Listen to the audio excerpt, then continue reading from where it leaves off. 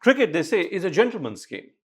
But when it comes to India versus Pakistan, you can jolly well forget the gentleman's part.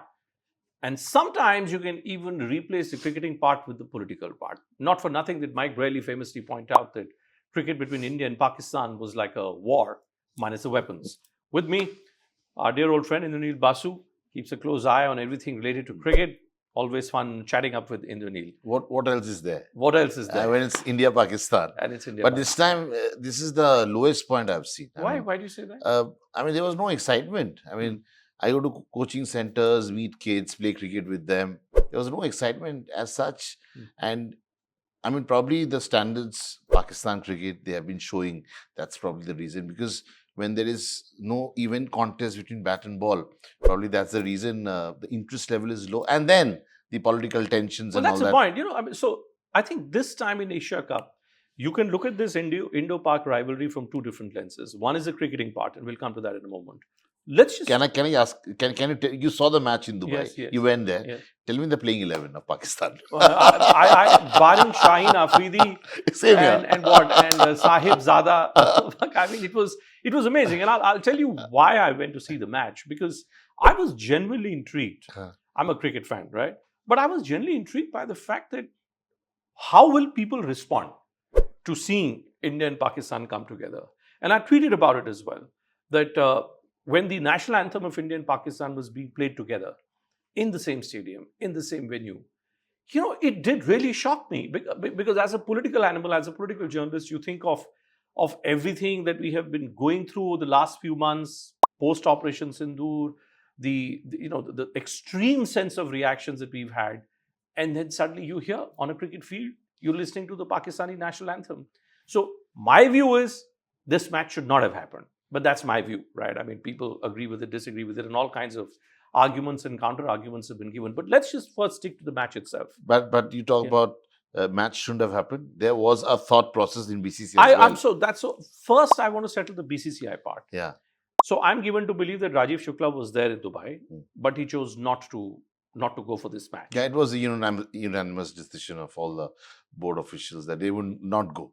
They would not go. They would not go. So, I mean, it was unanimously decided they won't go. So why did you go then? That's my question.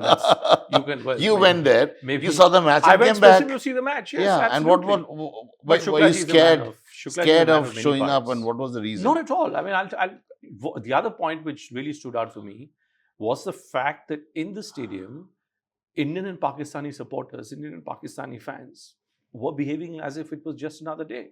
Right? I mean, Pakistanis were raising slogans, of course, all cricket related. Jeetega bhai jeetega. India was saying Jeetega bhai jeetega. And, it was almost as if you had been transported to some surreal world, given the fact that there was such a huge backlash. Politicians back home, friends, citizens, everybody had a certain view. And that is what bewilders me a lot. That BCCI decided to give the go-ahead for this match. BCCI didn't. Then it was government. It was government. In fact, when the Asia Cup venue was supposed to be discussed and everything, when the tournament is going to be held and all that, and it was BCCI's turn to host the event, not Dubai. We took it because we wanted Pakistan to play, because Pakistan was not willing to come to India, because we don't go and play in Pakistan. So it was mutually agreed they will not come here. We said, okay, we'll change the venue. So we we sort of submitted to the fact that to some Pakistan's demand that we are going to play there. Next year also, when we have the T20 World Cup, we are not going to play in India. Pakistan-India match will happen in Sri Lanka. It's nice. It's best to keep it away. I met so many people who didn't want the match to happen. So initially, BCCI was not in favor of India-Pakistan game. That I can confirm. It was Pakistan was not told, Bangladesh were told, Sri Lanka were told that we are not going to play. Then something happened inside, and the government policy was that we will not play bilateral, which was the policy earlier. I mean, there's no new fresh dictum has come to the government. But what exactly, I mean, I was talking to one of the players, in fact, veteran cricketers who went to play in England, that Legends League. And they knew Pakistan team would be there. And day before the match, they decided they were fearing the backlash. There are a few members of parliaments also. The Harbouring Singh was part of it. And he's from Aam Aadmi Party, from Rajya Sabha member in Punjab, if I'm not mistaken. So he was not absolutely sure whether he should play or not. So I asked one of them, why did you go there? You know Pakistan would be there. You know, they what they did, Shuklaji did the same thing. But yeah, their government was the main. Government decided. Government decided. We're going to play. So let's settle this, because all the outrage has been deflected towards the BCCI. You're saying, if anything, the outrage should be deflected towards the government of India, to read the BJP, not necessarily the BCCI. In other words, BCCI was taking orders from the government, right? Yeah. And the ICC chairman happens to be Jai Shah. Yeah. The BCCI president happens to be Rajiv Shukla. We've all seen the combat. But we have tried our best not to keep politics and sports together. We treat them separately. Otherwise, if government would have treated it, together, like a package, the India-Pakistan match wouldn't have happened. See, that's the point. I'm of the view, in the deal, that I'll be completely comfortable with this idea. Should the government take this position, that there are political differences, there are diplomatic differences. Pakistan is the stated sponsor of terrorism. It's the fountainhead of terrorism, and Pakistan is not doing enough to control that. We need to deal with them on that front, by all means. Then we need to take this decision, if we have to keep looking for these, these compromises, that we are going to keep sports away from politics. From a BCCI landscape, do you think it's possible? Is there a thinking it's possible? I mean, look at their competence. Their competence level is zero, Pakistan. Whether they play or not, it's completely irrelevant, isn't it? Yeah, it was like a small team which was playing. I think new India-Pakistan is new Afghanistan-India. That's the match I'm looking forward to. That's the new India-Pakistan. That's sort of, the kind of competition they're creating, Rashid Khan and company. So we would look forward to such contests, rather than seeing India-Pakistan. Whether they are isolated internationally, we should have done it when, after that attack in Kashmir. I mean, I don't know why it didn't happen. I was in Jalandhar that night when, you remember, that the blackout happened and I thought Pakistan would be completely isolated. I'm surprised Indian government hasn't done that. But eventually, the backlash we are seeing right now, even after winning the game, no one gave a damn. Even on the Pakistani side, I'm seeing, on social media, I've been looking at comments from Basit Ali and Shahid Afridi, and everybody is of the view that India's supposedly committed some grave crime by Surya Kumar Yadav not shaking hands with the Pakistani the game. They should be fortunate. We have not isolated them completely from international cricket. They should be fortunate. If India would take their hand off Pakistan, once Ramiz Raja, who was the chairman of PCB, said that Pakistan Cricket Board will come down crashing. They don't have nothing. I mean, if other countries, if India would call Australia, South Africa, England, don't go and play in Pakistan. So I think they have nowhere to go. They have suffered so much because of their... And look at, they don't have stability. Every 6 months they change their chairman. I've lost count how many PCB chairmen have come into the picture in last. They don't have stability. They don't know how to look after their seniors. They don't have unity in the team. They don't have experience. They don't have batting. They don't have bowling. They don't have pacers. Shaheen Shah Afridi, our batsman, is going and charging down to him and hitting him for a straight boundary. That's the kind of standard. And earlier it used to be so different. And Pakistani bowlers versus Indian batters. And where is the Pakistani bowling right now? Throw some light. Indranil, help me understand this. I look at Shahid Afridi. I mean, people forget that, in the month of February this year, right? I mean, at the same venue, there was Anurag Thakur and Shahid Afridi and Jai Shah, and everybody was sitting together, when we were looking at the previous edition of this championship. What is it about former Pakistani cricketers now that all of them are behaving like politicians?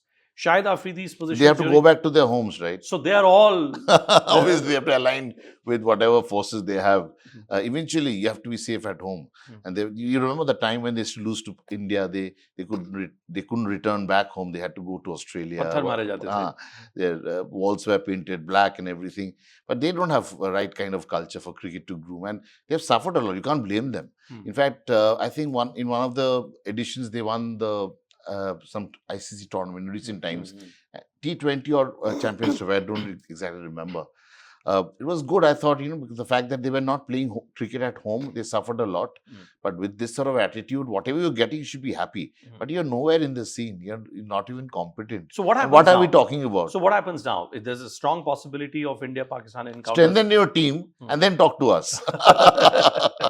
Oh, that's true. That I don't see happening overnight. But But tell me, what happens now? Are we going to see a similar playbook now repeat itself? Should India and Pakistan encounter again happen in this championship? In Super 4 it'll happen. I'm sure about it. It'll happen if they reach the final. They'll play the final also. But same protocol, I guess, would continue. I mean, they want to remove the ICC match referee, Mike Proctor. And what happened to that? Andy Pycroft versus... Andy Pycroft. Why is Pakistan so angry with him? I mean... I mean, the fact that he there's no story. I think he was supposed to ensure that because they are in charge of, they're looking at the match like a judge, right? So they're supposed to, as you started off the show, gentlemen's game. They have to behave.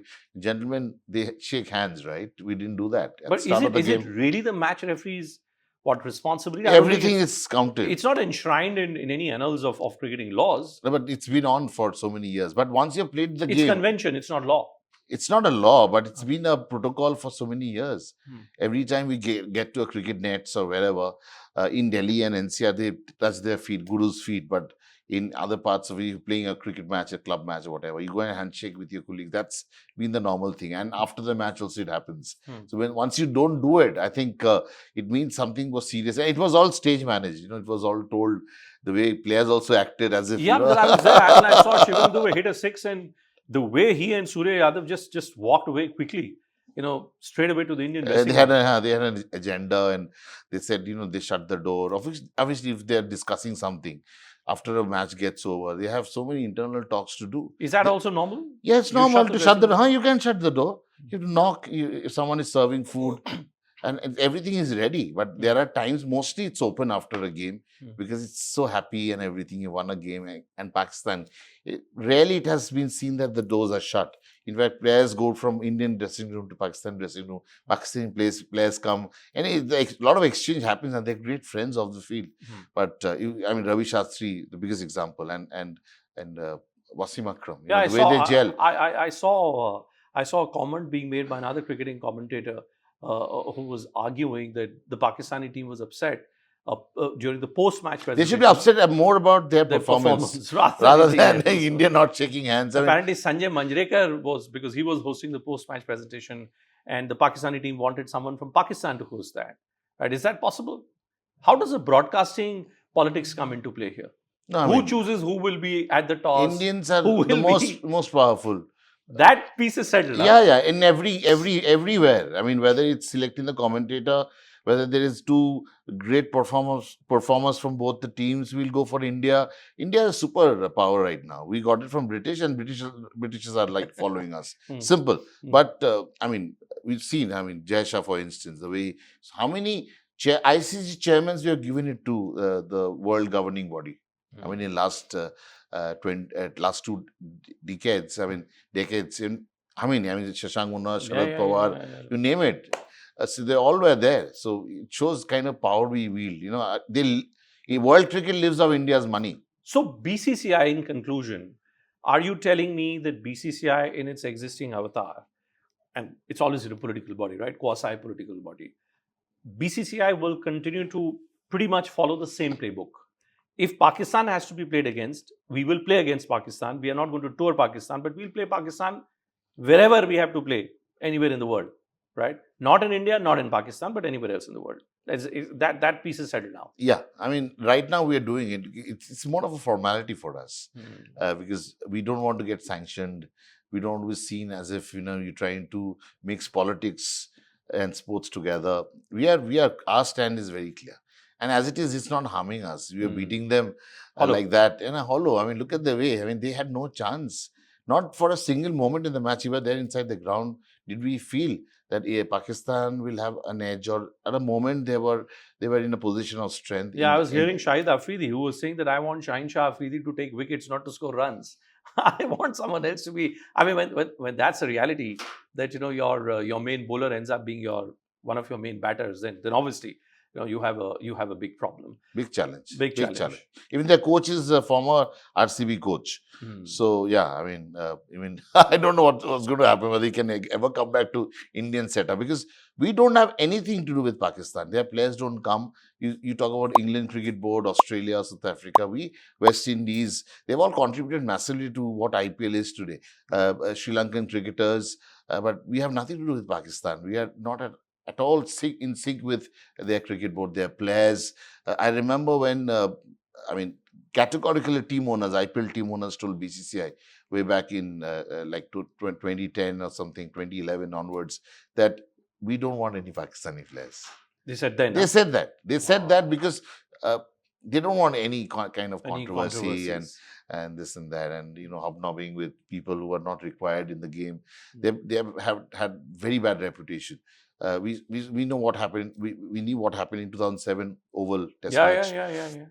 Who would forget and that? I think Andy Pycroft was referring to that again, that the Pakistani players have had a very bad. So you have to be authentic. You have to be competent. You have to be straight. You have to be kind. You have to be kind. But you have to be kind. You have to be kind. But Indranil, tell me, why should, if what you said a short while back, that India has taken this position that we will play Pakistan but not in Pakistan. To that extent, India is willing to cede its own right as well of hosting the championship here. Yeah. I mean, how does one read that? Again, is that a compromise? Is there a hint of hypocrisy there? अगर खेलना ही है, तो कहीं भी खेल लो. फिर आप कोटला में खेल रहे हो या दुबई में खेल रहे हो या कहाँ खेल रहे हो? Why should here we can't. I don't think. It's just Pakistani. Last 2023, Pakistan came here. We gave them good reception and everything. They were in Hyderabad. They played good matches. We played good matches there. They played in Ahmedabad, India-Pakistan match. So it was all, and they were concerned about their security. Just imagine, pot calling kettle black, and what happened in 2009 to the Sri Lankan team? Who would go there? India would never go there. A lot of cricketers have openly said, "हमसे कुछ भी करा लो, Pakistan जाने मत बोलो." So that's the reality. I mean, what can BCCI do? What can anyone do? And government is. BCCI is just following the government's order. But the hypocrisy, the hypocrisy part you're talking about, that you're allowing, we want everyone to be there. हम जोड़ते हैं, हम तोड़ते नहीं. Pakistan तोड़ते हैं और हालत देखिए क्या है. Okay, Indranil, thanks so much. Always a pleasure speaking to you. Thank you. Thank you so much. Thank you so much. Pleasure. Thank you.